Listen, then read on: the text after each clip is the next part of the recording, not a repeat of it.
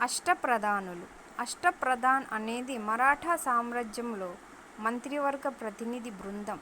సుపరిపాలన పద్ధతులను అమలు చేసిన ఘనత ఈ మండలికి ఉంది.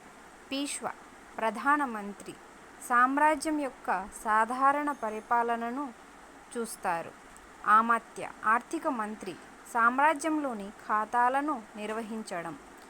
సచిన్, కార్యదర్శి, రాజా శాసనాలను తయారు చేస్తారు. వాక్యానావిస్, అంతరంగిక మంత్రి, గూఢచార వ్యవహారాలను చూసే మంత్రి. సేనాపతి, సర్వసైన్యాధ్యక్షుడు, రాజ్య రక్షణ మరియు సైనిక వ్యవహారాల నిర్వహణ.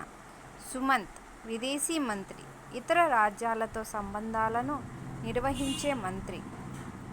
న్యాయాధీశ్, ప్రధాన న్యాయమూర్తి, పౌర మరియు నేర సంబంధమైన తీర్పులు చెప్పే వ్యక్తి.